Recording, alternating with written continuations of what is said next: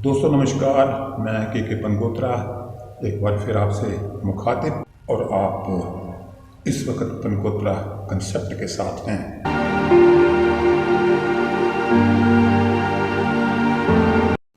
चिंता की बात यह है कि लूटपाट की घटनाएं, राहजनी की घटनाएं, चोरी की घटनाएं आम होती जा रही हैं। पिछले दिनों हीरानगर के एक नौजवान को रात के अंधेरे में बेहोश करके लूट लिया गया।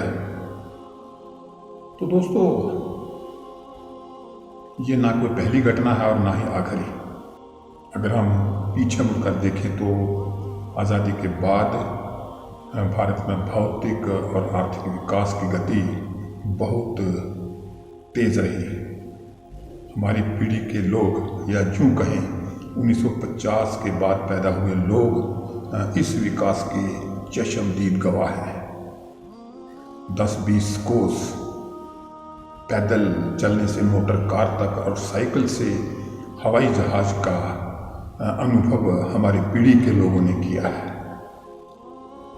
यानी हर मोर्चे पर हम हिंदुस्तानी ऊंचे उठे हैं, मगर सामाजिक, मानवीय और नैतिक स्तर पर हमारी बुरी गिरावट हुई है।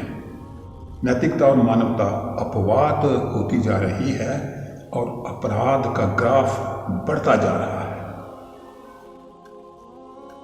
जम्मू कश्मीर प्रदेश की बात करें तो घरों में चोरियां, लूट, चेन और पर्स स्नैचिंग के मामले अपवाद स्वरूप देखने को मिलते थे। मगर पिछले कुछ सालों से किसी भी तरह की लूट अपवाद नहीं, आम अपराध की घटनाएं हो गई हैं।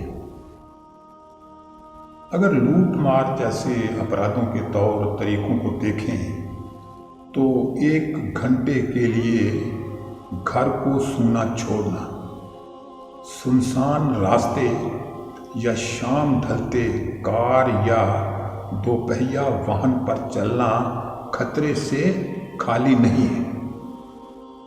समाज में एक ऐसा वर्ग पैदा हो गया, एक ऐसी जमात पैदा हो गई है जिसने लूट मार और चोरी डकैती को अपना पेशा बना लिया है। सवाल ये है कि इस लुटेरी जमात में कौन लोग हो सकते हैं। आमतौर पर इसकी वजह ड्रग एडिक्शन यानी नशा और नशेड़ी बताए जाते हैं, लेकिन इस जमात में बेरोजगार और महंगाई से त्रस्त गरीब भी हो सकते हैं।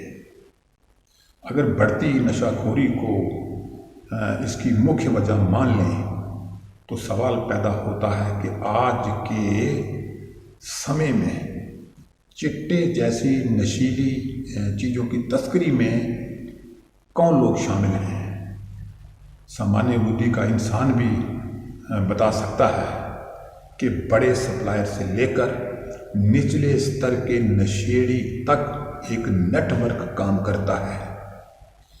एक दिन किसी ने मुझे पूछा कि क्या सरकार चिट्टा या दूसरी महंगी चीज़ों की तस्करी बंद कर सकती है।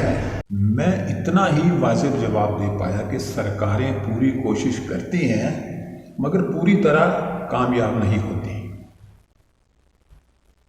जम्मू कश्मीर में आतंकवाद खत्म होने का दावा तो किया जाता है, मगर खास सवाल ये भी है कि ये चिट्टे जैसी महंगी नशीली चीज़ों की तस्करी और इस्तेमाल को ख़त्म करने का दावा कब होगा। सामाजिक तौर पे माहौल जीने लायक नहीं रहा।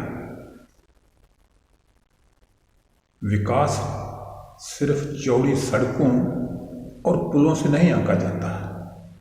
दुनिया में विकसित कहलाने के लिए मानवीय और नैतिक विकास की ऊंचाई भी जरूरी होती है। तो आज का माहौल जीने लायक नहीं है। मानवीय विकास में हम कहाँ हैं? ह्यूमन डेवलपमेंट इंडेक्स में हम पूरी दुनिया में कहाँ हैं? ये बात सोचने वाली है। हमारा देश बहुत तरक्की किए है, लेकिन आज भी विकासशील है, विकसित नहीं है। और उसकी वजह क्या है?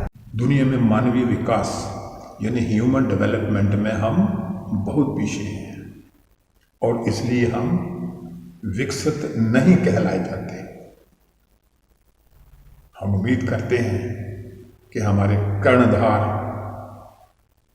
मानवीय विकास की तरफ ध्यान देंगे।